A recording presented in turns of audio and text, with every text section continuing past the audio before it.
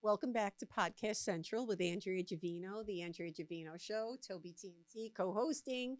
And today we're going to get into and jump into mafia films, what's realistic and what wasn't realistic, what was made well and what wasn't made well. And coming from that background, I want to give my point of view. So let's start with The Godfather, one of the best films made ever. Okay. Ever. And my take on The Godfather, I remember I went to watch The Godfather. I was 15 years old. And it was one of the best films I've ever seen. I mean, the acting, from the scenes, from Al Pacino and James Caan and Talia Shire and all these wonderful actors that were in this film. I was definitely not in that era, so I can't really say what was realistic and what wasn't realistic. I was later on, I can talk about, but what was your point of view on the film The Godfather? I just loved so many scenes. So I believe The Godfather was more of a realistic movie, the old school Yes. mafia from back in the day, from my grandfather and great grandfather's times. Right. So I feel like that's how they were conducting themselves back then. They were more low key. They were more quiet. They were more wearing dress clothes or suits. Businessmen. They looked like businessmen, which they were businessmen. They were businessmen Yes. that were also involved in criminal activities. Right. So when you get into The Godfather, I think that was a good portrayal of the movie, of what went on in those times, and then they also showed the illegal rackets, Right. and they showed the violence, with the shootings and the murders in the movie. So I think it encompassed a pretty wide range of what went on during that era and that time frame. Yeah, and then we have films that were phenomenally good, like Goodfellas and Goodfellas, Bronx another good one. Tale and Donnie Brasco, Casino. These were all great films. It wasn't Italian, but Scarface. Scarface was a great Carlito's Way. Just a different culture, not Italian culture, but a different culture of crime. And these were great films. So Scarface, I think, was an awesome film. It was I loved it. Cult classics, if you want to call it, when it comes to movies and film. But I don't think it was as realistic. Well, it did. No, it did happen where Cuba sent over a lot of those people over to Miami in that time frame. I understand that, and there was a lot of killings and corruption and drugs in Miami. It destroyed Miami. Yes. And then they cleaned it up later on. But when you get into realistic and unrealistic, is how an individual carries themselves. How they portray themselves, how they go about their day-to-day operations, and how they live their day-to-day lives. And that's where I feel when looking at that movie and then looking at some of the other ones, when I say it's not as realistic, because when somebody's a little bit too crazy or a little too wild, you get killed a little too quickly as well. Yeah.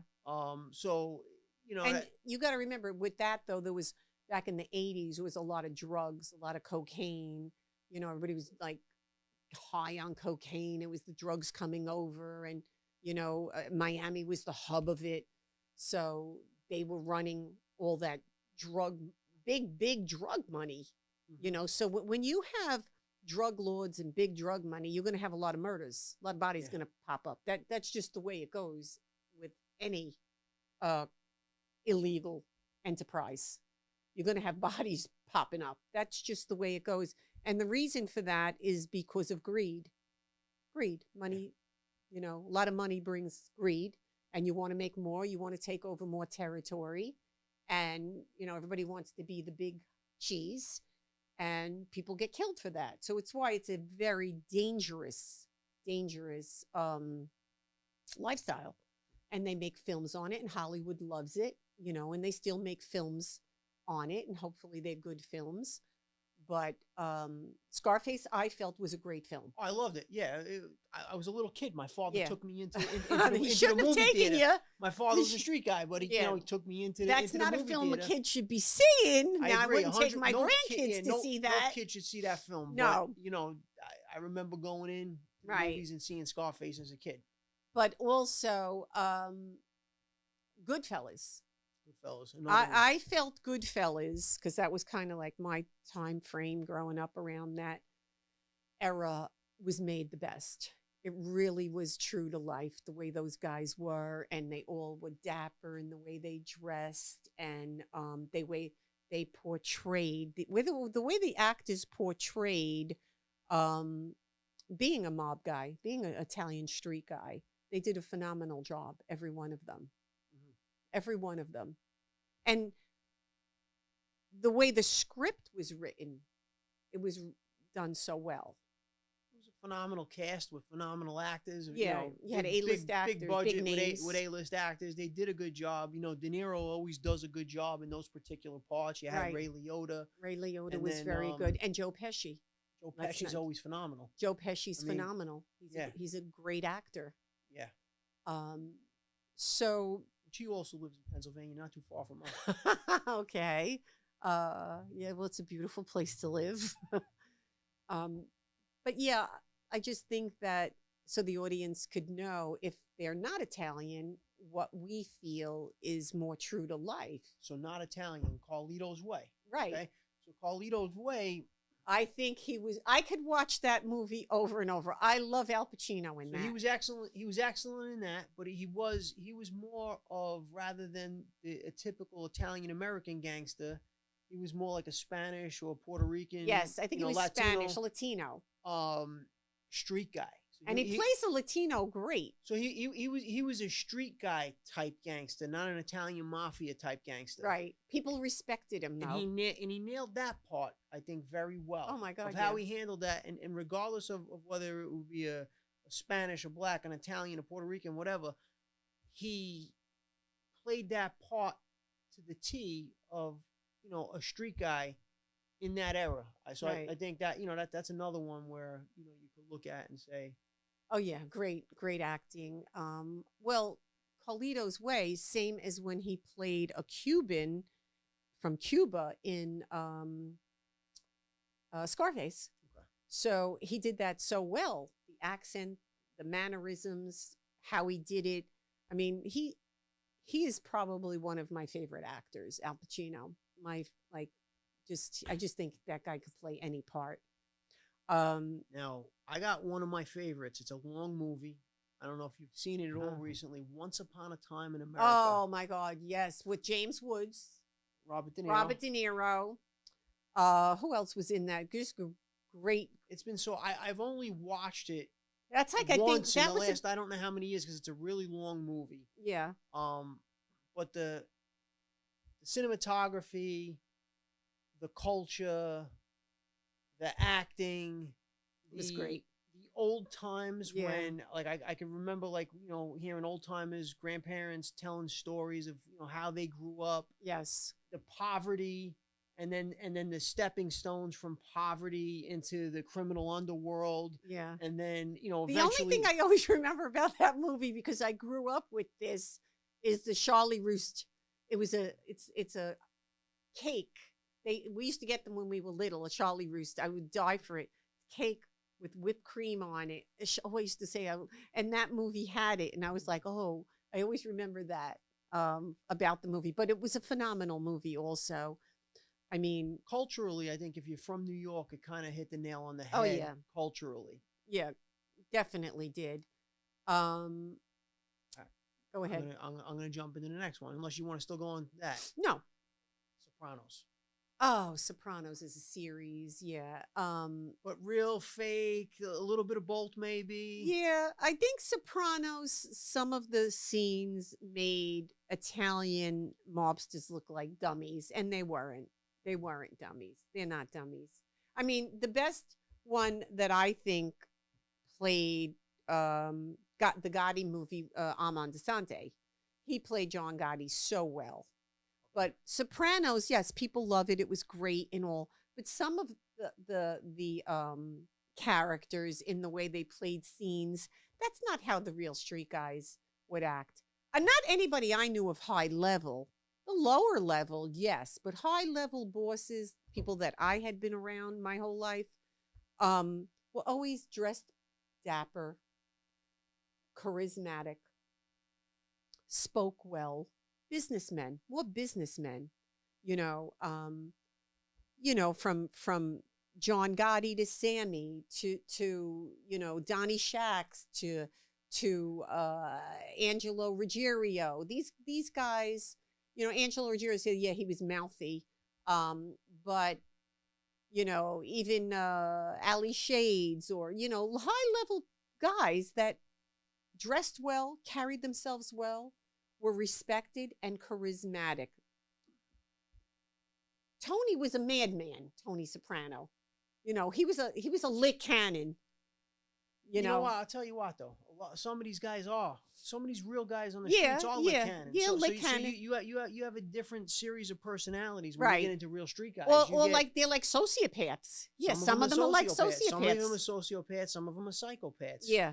Some of them are businessmen that were brought up into the life. Right. Some of them are guys that are just crazy, tough street guys. Yeah, and that they'll bust your head. Life. Yeah, and they don't care who's there, and they'll bust your head. So you do have these different elements of guys of who they are, how they were brought up, and what their role was inside. And I think also back in the day, they didn't care about getting arrested because you didn't do life sentences. Mm-hmm. Those life sentences came with the RICO. Yes. When they put the RICO in place, was mainly for Italians and corruption and all of that. Rudy Giuliani put that in place and take down the mafia and organized crime. Take down organized crime, and he did a great job at it because he did take them down. So, people would bat people in the street. They would have baseball bats in their cars. If they got into a spat or a fight, you cut them off at a red light. They stop, get out, baseball bat you. They didn't care about getting arrested. Yeah. Now is a whole different scenario. Again, no, you're talking about, New York. I talk about New York. And, you could probably say the same for Chicago and some of these other big cities. Yeah, Philly. The bigger cities. Detroit. You get into middle America. They don't you're know not that. Seeing that as much. You're not seeing the baseball bat and some of this other stuff. Well, we don't know. We don't live there. I'm sure certain areas, certain areas. I mean, we don't know, but if anybody in that neck of the woods is type in the comments. If anyone from the Midwest, please let us know what it's like. How do you handle your beef? Yeah, exactly. How do you handle it? But yeah, there were many films that were realistic to life, and Sopranos did a phenomenal job. I mean, overall, I watch Sopranos now and I laugh, and it's great, and if I'm bored, I'll put on a couple of episodes when your brother comes in and we sit there and we watch The Sopranos, and nothing like Tony Soprano. I mean, he was great. James Gandolfini, also great actor. But I think, around the world, people are fascinated with Italians. They just are. So you want to talk about that in Italian culture. There's a new series out now called Gravesend. Now, I know you met Steve Martirano. Oh, yeah. He's on Gravesend. Yes, he's on Gravesend. Yes. It's the main character by William DeMeo, the actor William DeMeo. Culturally, that show because what's awesome about that show, what I like about it is they go to the different spots in the neighborhoods. Oh. They go to Spumoni Gardens all the time. I love Spumoni Gardens. So for the viewers watching, Spumoni Gardens is a very famous landmark pizzeria. It's a landmark pizzeria. Phenomenal pizzeria and phenomenal Spumoni. Actually, Spumoni Garden, L&B, it's called. L&B Spumoni Gardens, right. Brooklyn, New York. Right, on Avenue U. One of my all-time favorites. Yeah, it's really great.